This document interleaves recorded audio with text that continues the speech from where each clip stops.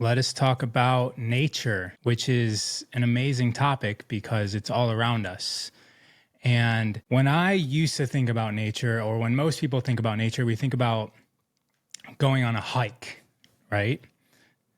But there's so much more out there. There's so much more than we can do than getting into a hike, because a hike is essentially destination focused. You have a target, you're going to it, you're coming back, or you're going around a loop. So let's hear from everybody out there. What are the other things that you do in nature besides going on a hike? Because there's other things. Off the top of my head, there's going into a body of water, right? So you're receiving water, you're receiving the benefit of water, you're receiving the cooling aspect, you're being embraced by water. But even that is looking at nature as a resource. And so I want to take this live and talk about the different ways that we can interact with nature at a deeper level. And I recommend some books. One is called Forest Bathing, and that is a very quick read. And it's a very in-depth way to interact with nature. And then if you get into Stephen Herod Buhner's work, Plant Intelligence of the and the Imaginal Realm into the Dreaming of Earth, he has another one called Becoming Vegetalista. That one I would read after you read everything else, because that's at the very end of his life.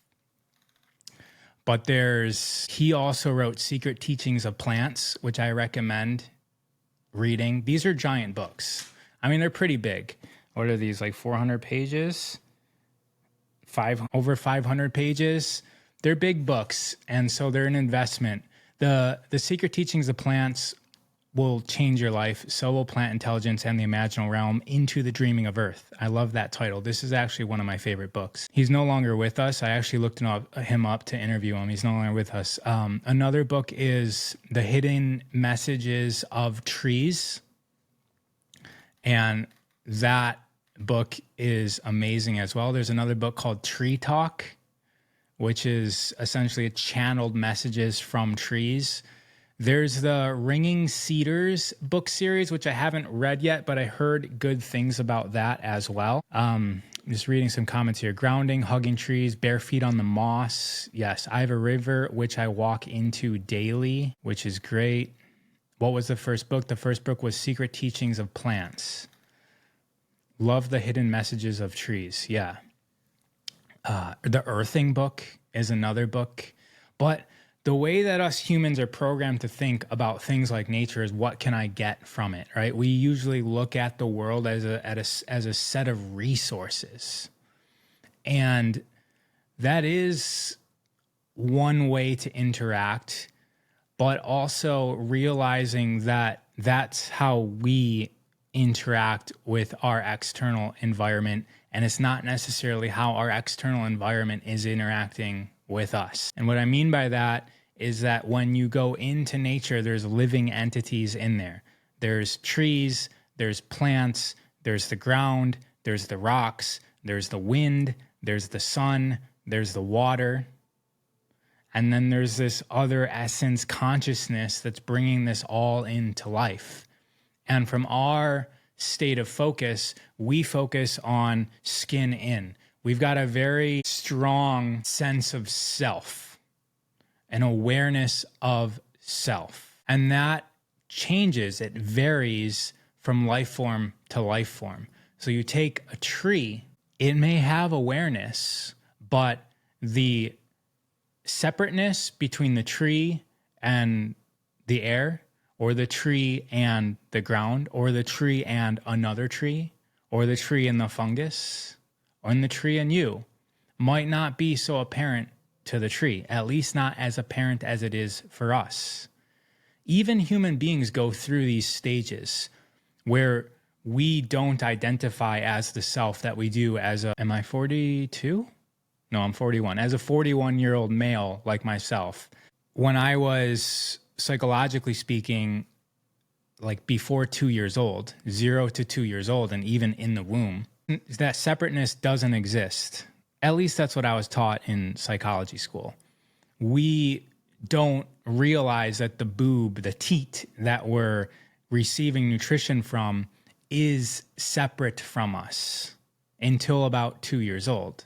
Then we start reaching for things in our environment and realizing that we can manipulate our environment because our environment is separate from us, and we start throwing things onto the ground. That's what people call the terrible twos, because it's us expressing this new sense of identity, this new sense of self. Someone asked who the authors are. You just look up the titles, you'll find them. We Are Nature, all of that is a reflection of ourselves. Of course, I often find myself, I'm reading comments, I often find myself just gazing in awe at the mountain next to my house.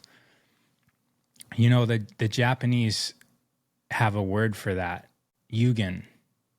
And it's this gnosis that there's something like far away, like a mountain, that you don't necessarily fully comprehend the experience of, but you still appreciate the beauty of it. And you can apply that to the whole universe and life itself, that we don't necessarily need to know what's on that mountain. We can look at it from afar and we can admire the beauty of what it is, even though we aren't on the mountain. And we can do that within our entire life as well. And so this is a little bit of an example of what I was speaking about. Instead of looking at nature as a resource to get things, we can use it as a way to reflect internally and just interacting with it in that way, where it's beyond a sensorial experience. It's actually internal senses. It goes into your psyche. It penetrates into your psyche. You're not seeing it. You're not hearing it. Well, you are doing that, but then it transmutes into something else internally. All that consciousness could very well be ourselves experiencing and self-reflecting on all those things. Okay, so back to that little tangent I was going on. So I've laid down the foundation that our individual sense of self is a state of awareness that we are inhabited in within this environment. It isn't necessarily the only state of awareness, because even us as humans before 2 years old, we don't have this state of awareness. We have a motivation. I'm hungry. And we start to cry. We start to make sounds. Why do we make that sound? Well, because if there's something in our belly that's agitated, it's craving food, how would we quell that agitation or that pain? Well, this is the only sound that we make. This is the only consonant. So the consonants in our language shape the vowel sounds. And the vowel sounds, these are what's otherwise known as primordial sounds. These are the sounds of the universe. They have existed beyond human beings for sure. And the consonants take that vibration and it shapes it. And then we make meaning to those shapes. But before the meaning was associated with those shapes, like before 2 years old, when we don't even have any comprehension of what mama is, that energy is doing something to us. So we're taking that energy, that vibration, we're closing our mouth, and that sound, that I shouldn't say ma, because ma implies that we open our mouth, but the sound is the only sound that we make with our lips closed. And so you have babies who have no idea what a madre, a mother, a mama is, making ma sounds because they're helping ease this down in their tummy. And they do not necessarily comprehend that a separate being that we label as mother is going to come and feed them. They're just acting on their internal sensations and reacting to it, responding to it in a way that they see fit. The mother, who is well inhabited in this environment, is going to go make it easier for the baby and pop out the boob and give the food. But that sense of separateness is developed in us at 2 years old. Now, I'm saying all that because when we go into nature, if we imagine that sense of separateness not existing the way that it exists for us, right?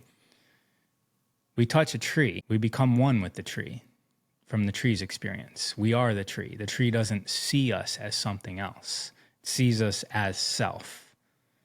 We start to think things, and the tree is thinking those things. And if we can open up our mind, our psyche, our perceptions beyond ourself, maybe we can hear the tree say something back. And maybe it's in your spoken language. And maybe you're imagining it. At this point, I love these things because it doesn't matter if you're imagining it. It just doesn't. The experience itself is going to bring up, let's say it is an imagination and it's not the tree. It's the experience of doing this is going to bring up something inside of you that you come up with and create as a result of this experience, whether the tree actually did it or not. It's going to not necessarily be spoken language as well. It could be a feeling. It could be a noticing. You give the trees eyes and ears and legs when you truly connect. And so if it takes those eyes and ears and legs and allows you to wander and find the answer because you see something else, that's the end. You see a dead leaf tumbling on the dirt, and that means something to you. The tree and the leaf are one as well. It's just us that sees them as different, and we label tree, leaf, no longer on the tree, must be separate. We make those labels. The entities that exist within our physical realm do not operate all like that. Take bees, take hives, for example. That's one mind, even though a lot of separate individuals, it's one mind. That's where hive mind comes from. Humans have adapted to very structured individual houses, separated in rooms, working individually, having tasks that we're each individually responsible for, going to school where we get grades for our own efforts, our own intelligence, even playing sports where we have a role that is ours. Team sports are amazing because it's a collaborative effort, but there's some positives and negatives. I mean, I guess it's all perfect, but there's team sports is a way to get more into that hive mind, that oneness, that unison. But we've adapted to this sense of strong individualism, which is great. It's a stage on our soul's evolution. There's other humans on this planet that doesn't serve them so much. You take inhabitants of an island that's not living in this. They don't even know what a cell phone is. They don't even know what a picture is. And these people get a sense that one of their family, their kin, is stuck underneath a log on the other side of the island. That's important. It's important for them to have an awareness grander than skin in, because they can keep track of things. They can also extend into the forest and collaborate with that. Just reading comments here. So how do we do this? I have a super loud mouse. You guys probably can't hear it because I'm using a microphone, but I have this really old wired mouse. It even has a roll ball on it. I went through so many mouses to try and find a mouse. I went through so many mice to try and find a mouse that doesn't have EMF. That I was burning my hand because I was operating technology so much. And so now I use a rollerball mouse and then wired. This isn't a wireless keyboard. Got a wireless keyboard here as well. And that has helped the EMF for my phone. And I've got all the EMF devices that you can imagine as well. So grounding mats and Justin's EMF bags. Okay, so how do we do this? How do we connect? I'll give some practical exercises, but if you've got some ideas on your own, definitely throw them in the chat. Do you know when your best friend's about to call you and you pick up your phone and you're thinking about them right when they call you. This is what I'm talking about. I would find it very hard to imagine that that somebody out there has never had that experience. I feel like everybody has had that experience. And if you haven't had that, pick up the phone because you're about to call somebody or text somebody and they had already texted or called you or are doing that in the moment. If you haven't had that experience, maybe you've had the experience where you're doing something like eating in a loud restaurant and then you just turn and look and somebody's staring right at you because you got a hit. There was some sort of energy that you could feel. Or maybe the other, you're in a crowded room and you're scanning the crowd, and as you're scanning the crowd, just checking everybody out, somebody with their eyes down, there's no sound that's telling them that you're looking at them. With their eyes down, they just look right into your eyes, straight away. Like there's a pull right accurately into your eyes. What is that? Modern science that is accepted, I should say, says that is impossible to happen. However, we have the experience of it happening. So what is that? So back to the phone thing. I find it easier to connect with people if you're harmonized with them. So best friend, mother, you can create together, you can unify easier. When you go into nature, if you're looking at a tree as a tree, like we're taught about in a book, that it's a tree and we cut it down and we make tables out of it, and we might have this sort of separate program. And so if we can dissolve that and love as self, and I believe it was last week in the live, I was talking about the difference between looking penetratively at something and receptively into something. And the penetrative look, you're looking into it, you're looking at it. The receptive look, you're opening up your awareness and you're receiving. And I find it much easier to connect if you open up your entire body. It's not just the vision. It's your skin, it's your heart, it's your soul is receiving. Now, we're taught not to do these things, or we're not even taught about this, probably to our benefit, right? Until somebody comes along like I am, just a messenger of ideas, and makes you aware of a different way.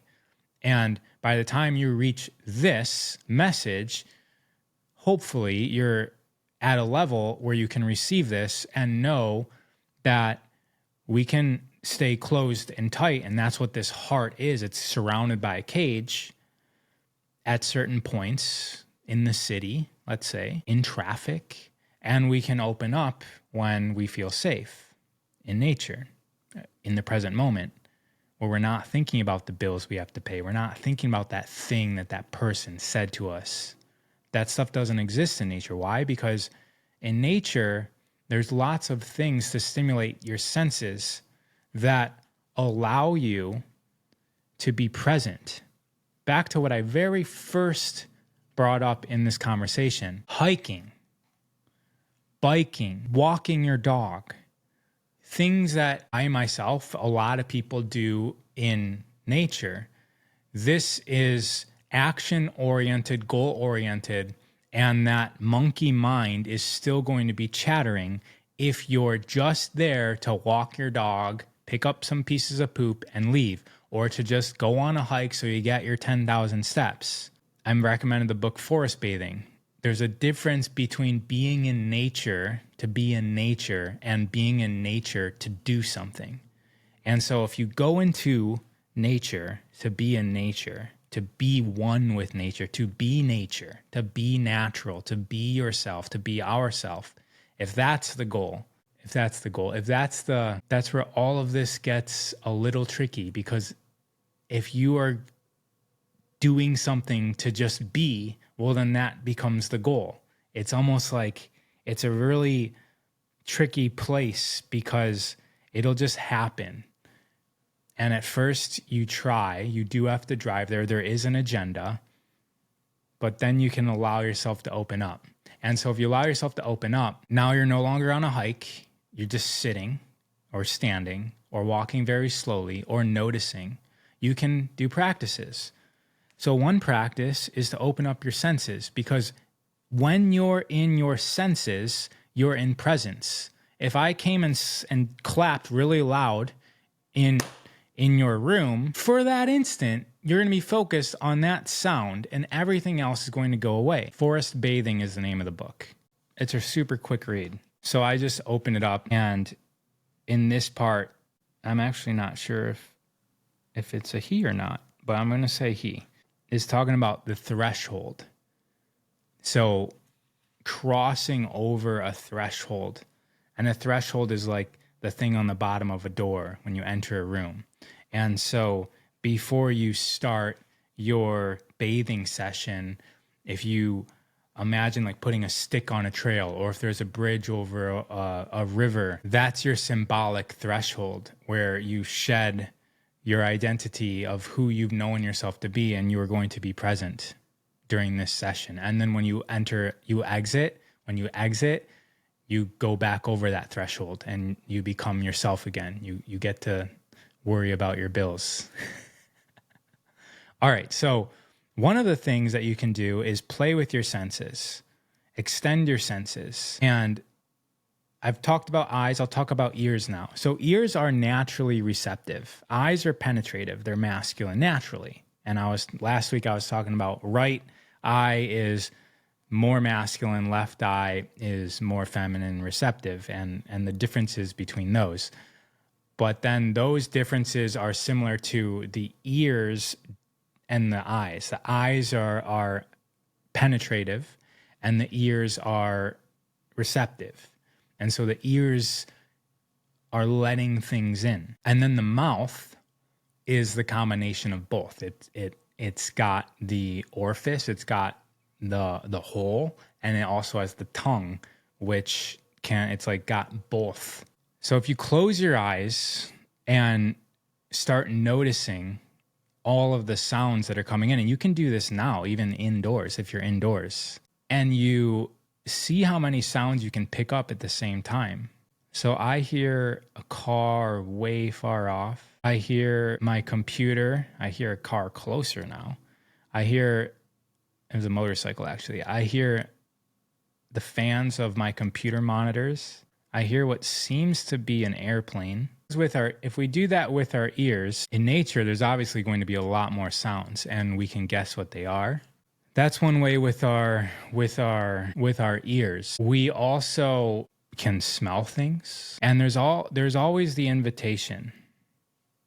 Like for smelling's not, we're not dogs, right? So smelling is a very strong sense for us. It's tied to our memories.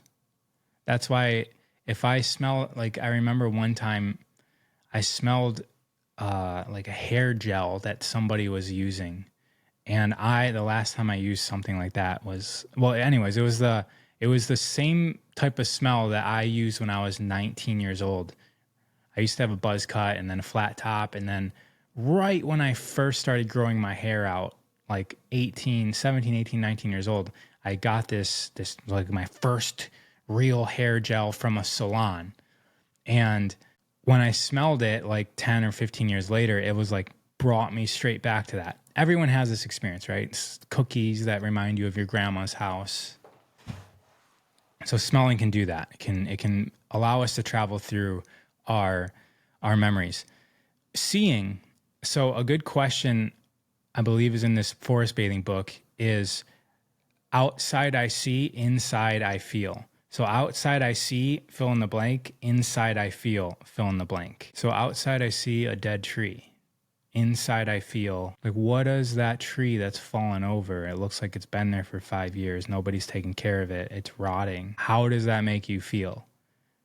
And so we can, as I was saying earlier, take our senses and explore into them in the present moment. And maybe it brings up stuff from the past. Maybe it brings up your fear of failing in the future and ending up like the tree and nobody cares about you. It can, but it allows you to dissect into yourself. The smelling, back to the smelling, like exploring into those memories. What do they mean for you? Touch. So touch is amazing. Climbing a tree with your eyes closed.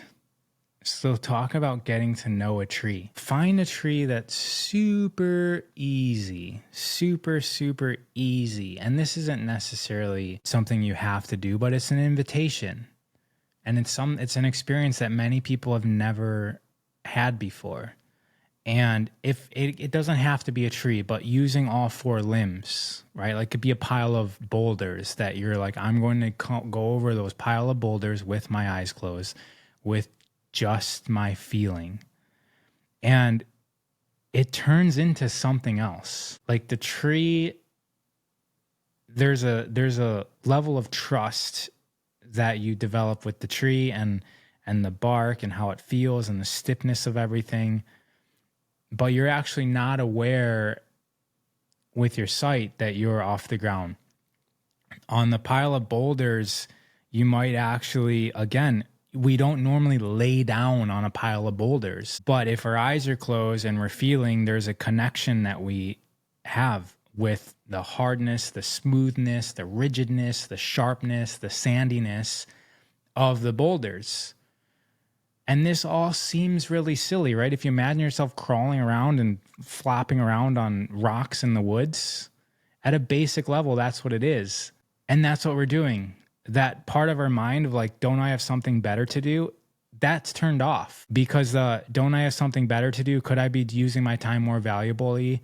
What else could I be doing to get ahead in the world? All of that is the stress that's constantly running. And so going into nature allows you to come out of that and experience it. Now, as I'm talking about this, and what just came up is like things like Burning Man and festivals, and these activities do the same thing, right? People get to dress up how they like, and a lot of times they use psychedelics, which I'm not too into. And it gets them out of their normal state of awareness where revelations may happen or they may not, but you get to experience yourself either as a self or something more. And closing your eyes and touching things is an activity that you can do. Another one is to pick up something. Your eyes don't need to be closed, but they can be. You can pick up something and interact with it and feel how holding a stick or a stone or a broken branch, when you pick it up, you can feel that it makes a shift in your body, and you can start exploring the fascial lines, the lines of energy that connect you to the earth based on how you maneuver this thing in your hands and arms and balance it on your head. And this is all getting you out of worrying about the past and the future and into the now. And you also can start to feel the earth supporting your feet that is supporting this thing, and that line that goes down. And you can start to explore into your body that way for those of us that are more tuned to our physical self. And if you're practicing things like fascial maneuvers, you can feel those a little bit more as you're manipulating objects without a purpose. You're not lifting weights up and down to get to your 10 to 15 reps so that you can get hypertrophy, so that you can feel more strong. Does anyone else have any activities in nature? The one that I mentioned about outside I see the fallen tree, or outside I see the clouds passing me by, or outside I see, and inside I feel. This is a clever way, a clever exercise to bring the senses inward. So if you think about our five senses, that's all registering the external environment. We have other senses internally, right? There's the sense that I might be getting sick.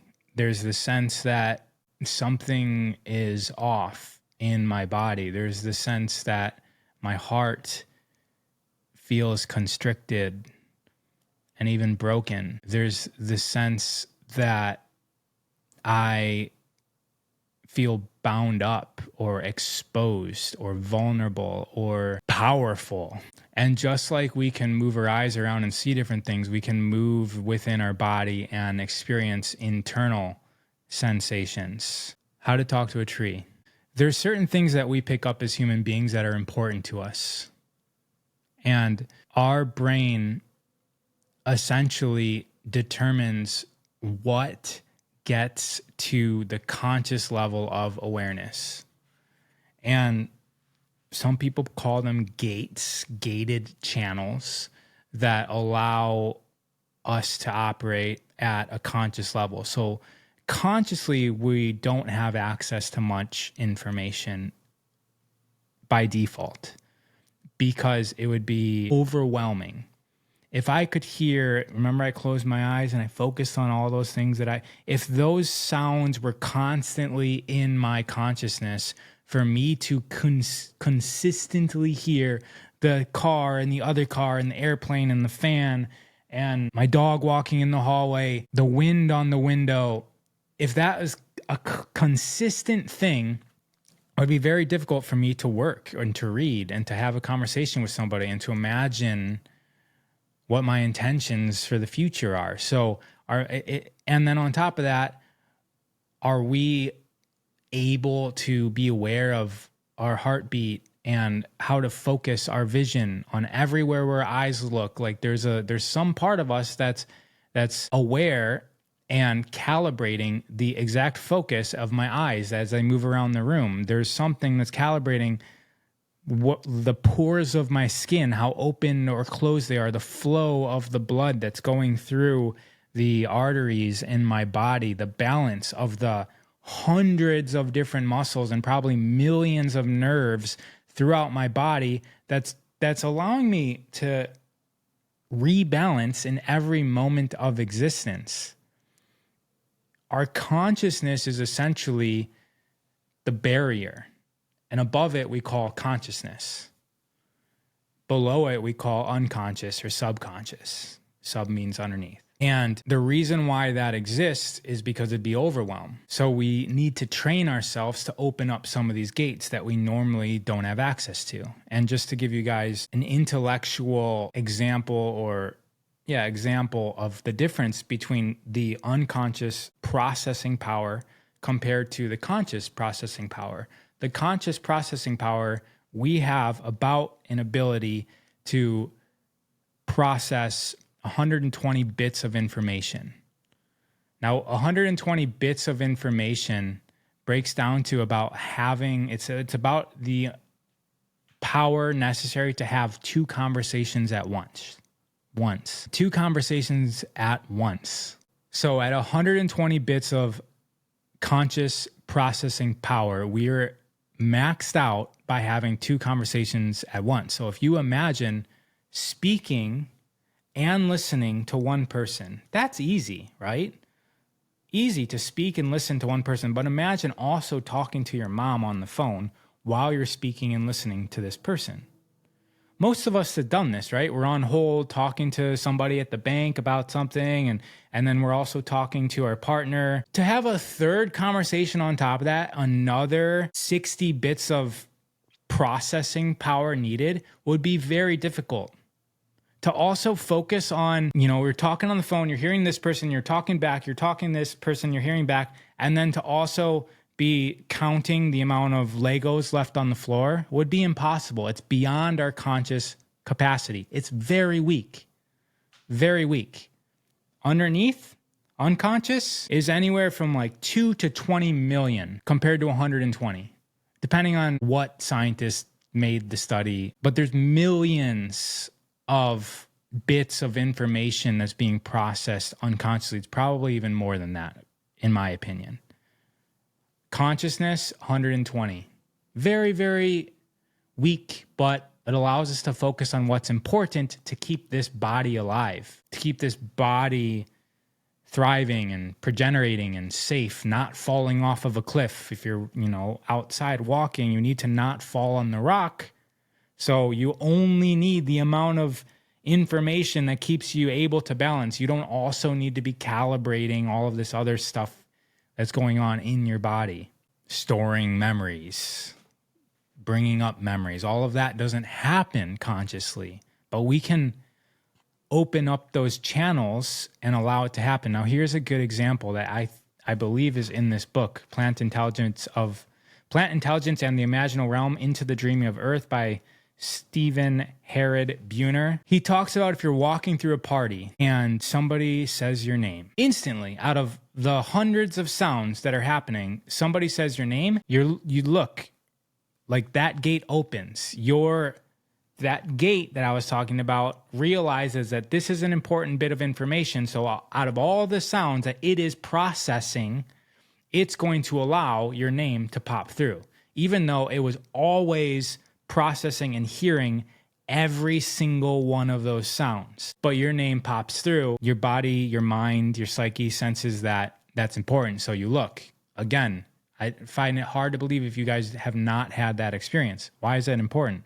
I'm going to go on a tangent here because you guys have heard of the frequencies, and someone's asking for the name of the book, Plant Intelligence and the Imaginal Realm into the Dreaming of Earth. So the reason why it's important to know that is because if you guys have wondered how they can put frequencies into music and into Netflix to program you, they're doing it at this level that we're not able to consciously perceive. But the body is receiving it. Just like in that party, you're receiving everything. You're not able to see that the LED lights are flickering 100 times a second. You're not able to sense that, but your body is, and your body's trying to calibrate what's going on. It's light, sorry, light 100 times a second. Your body's getting stressed out by looking at anything indoors because the lights are doing this flickering. If you don't know what I'm talking about, put on your slow motion camera, point your camera at nighttime, point your camera at the ceiling where your lights are, and hit record, and then hit stop, and then play the video. You're going to see the lights flash, flash. And even though you're not consciously aware of that, your body is trying to find its balance within that. Another benefit of going into nature, because that doesn't exist. There are, and have always, since my entire life, been subliminal messages underneath our awareness within the media. Why wouldn't they do that? They have an agenda. They have a right to do it as far as I'm concerned. That is their agenda, to control, to manipulate the population. If we recognize that, then we stop hating them for doing it, and we take control and we make decisions based on our own good. We're not relying on them to change this stuff. We just don't participate. It's very simple. Because if you tell somebody else they don't have a right to do something, or they shouldn't do something, what are you really saying? You're essentially admitting that that is a thing. That it's okay for somebody else to tell somebody that they shouldn't do something. That it's okay for you to be shouldn't-id. For you to be shamed. It's okay for you to be restricted. It doesn't just work one way. You don't get to go restricting the environment and then you have complete freedom. No, it's actually the opposite of freedom to try to tell others that they shouldn't do that. Even the people that are suppressing you, it's all voluntary. All voluntary. The tree doesn't feel suppressed. It's us. We're volunteering for it. We're focusing on it. We're giving our energy to it, and it's persisting thanks to our own energetic focus. Back to the gates. The gates of awareness. When you go into nature, so I spent a lot of time in nature, and a lot of it was goal-oriented, obviously. I was during COVID, we moved to Mount Shasta, and it's full of nature, just forests everywhere. And I would go outside and I would film Kriyas for my Kriya of the Week program. And of course, I would go out and film my Kriya. I had an agenda, but also there was a lot of noticing. And one time I was walking solar. Sometimes I would take solar with me. I was walking solar. It was snowy. It was like springtime, but still snow on the ground, like muddy, messy, dead leaves everywhere. And maybe not dead leaves because I was in like a pine forest. But there's always those little needles. Did you guys know that pine trees still shed their leaves? I don't know if they're actually called leaves, but their needles. They still shed them. They just don't only shed them in the fall time. I have the deciduous, insidious. I forget the actual names of the types of leaves on trees, but the regular leaves that fall in the winter fall once a year, and then the pine trees that we think the leaves, the needles don't fall, they do fall. They just fall all year long, so we don't notice the trees ever being naked. Anyone that's been in a forest see that the ground is like completely filled with needles and compost. And that's another thing about like truly going into a forest, is that you actually see that it's not really dirt. It's, if you pick up a pile of dirt, it's soil. So you're like thinking it's dirt, like city dirt, just like mashed little tiny pieces of sand that gets you dirty, but you pick it up and you just see so much. It's like, it's essentially compost. It's living. And so one time I'm walking solar, and right as and this is the power of intention, everybody. This is so amazing when we manifest things that make us uncomfortable, things that are, quote, bad. When we manifest it, it's so amazing to me because it's just so perfect. You cannot argue with it if you're being true to yourself. So solar, because we moved up there, he just got a new tag, and it was some really important tag. It wasn't just like his name. It was like a license or like something that was important. I forget what. But as I'm leaving the door, Carol's like, "This thing is brand new. Do not lose it." I think she even gave it to me to put it on. And so do not lose it. Like, I even thought to myself, like, how would I lose this thing? And what a silly thing to tell me. I was even like having this thing in my mind, like, what ridiculousness to say. It's like saying like, I don't know. It was just ridiculous in my mind. So we go into nature, and as I'm walking in, I notice a tree. And I just remember having this like feeling, this magnetic attention to it. Something's coming through that gate, right? And I stopped and I connected. And that's that oneness feeling, that openness. And I connected. You breathe together as the tree. Doesn't have to be a long time. I think it was literally like 10 or 15 seconds I did it. Respect, admiration, satisfaction, joy, love, groundedness, connectiveness. And then I keep on walking. Fill my Kriya, yada, yada, yada. I'm walking back out, and I get to my truck, and I'm putting solar in the truck, and I notice the thing that I put on his collar is no longer there. And I walked a mile or so into this forest of snow, and at that moment, of course, I had that realization that like, wow, I made this happen. I created it. And so I was like, okay, well, the only way to get it, I think it was like shipped to us from somewhere. I don't know. We just moved, but it was like something that we weren't going to be able to get. So it was important. So I walked back in there, and no negative self-talk about it because I know I created it. So I'm kind of like happy and giggling that this happened. And then all of a sudden the tree, and I looked at the tree and I connected, but this time there was a question. There was an ask. Obviously the ask was for the little thing that fell off. Like, if possible, I forget the exact sort of feeling that I transmitted to the tree. And again, 10, 15 seconds, I felt like it was there. Go back on my walk with no attachments to it. And literally 2 or 3 steps later, I glanced down and it's there on the ground. And cool, right? Like, this is reality. This is what I rely on. And we all can develop our own sensation of how to do this, of how to be one with nature, how to be nature. And can be developed with practice. It can be developed by reading some books, which is one of my favorite things to do. You can look up studies. You can look up other people's experiences. You can go find a practitioner that takes people out. Not necessarily like a hiking guide, but a forest bathing guide. And you can gain this sense, and it's subtle. And you don't need to have anybody validate whether it's happening or not. Like I just told you guys that story. It doesn't matter to me if 99 people say, that was ridiculous and you're a tree hugger. It doesn't matter to me. Like other people's labels, they have a right to do that, right? They have a right to do that. So back to like, that's another way that I recognize that everyone has a right to their own opinion, and they're going to have an opinion at their level of awareness. And it's beautiful that they have that. If I say that they shouldn't have that opinion, what does that really mean? What am I really saying? I'm admitting to the fact that somebody should be controlling me if I'm trying to control somebody else.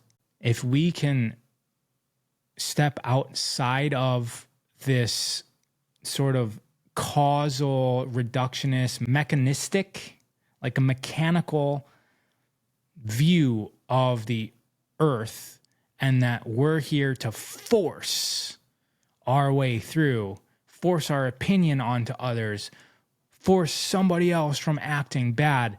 If we realize that it doesn't only work one way, that there's another level of reality, another dimension that we're gated away from, where it doesn't work one way. We think that it works one way. We go and we slap somebody. I slapped them. They feel pain. I feel like I just dominated them. That's gated. That's our gated awareness of what's happening. Multidimensionally, what actually happened was you had an intention to inflict harm on another, but that other is really you.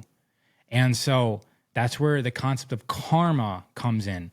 You are intending harm on all, because that person we sense at a very superficial level, they are different than us, but they're not. They still make up this environment that we are one with. Even if we're only really perceiving most of the time skin in, they're part of this ecosystem. We're in an ecosystem. This is all operating together. You put an input into the ecosystem. Now that negative, let's call it negative, even though it's perfect no matter what, because likely the person's going to learn this lesson, but we'll call it negative. You put a negative input into this ecosystem. The ecosystem now is going to process this negative input. And that person might slap you back, or the environment itself will rebalance itself sometime in the quote future, or maybe in the past. Maybe this is a rebalancing itself. And this is happening. It's just underneath our sense of consciousness. We sense time linearly, past, present, future. We sense things with our external senses and our internal senses. It's normally not within us, within our conscious awareness, to sense the thoughts, the feelings, the behaviors of others. However, back to the beginning of this conversation, we can do that. That was that example of busy room, loud, and somebody looks at you. And you know that they're looking at you.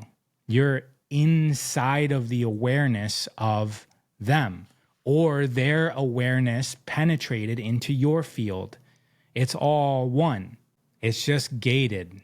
There's millions or hundreds of thousands of times more information that we're not capable of seeing, so that we have this human life as we know it. There's some people that have access to gates. Either they practice it, let's say they were a body worker and they started feeling the energy of others, and through hundreds or thousands of sessions, they've adapted an ability to sense others' intentions, emotions, traumas, and now they have an ability to see it in everybody walking down the street, hear it, feel it. There's ways that people are born with these abilities, and the whole invitation of this set of conversation was to go be one with nature. And the invitation to recognize when you're going into nature to do something like exercise or hike or walk the dog versus going into nature to be nature, because it's a different experience and there's so many things that can happen there, and to just follow the threads. And if you don't know what to do, Google it, chat GBT it, read a book, find a blog post, what to do in nature. Do these things. You don't have to listen to everyone like they're an expert, but you can read what they're saying and let them inspire you. All right. Amazing work, everybody. Time to end this. Ta-ta.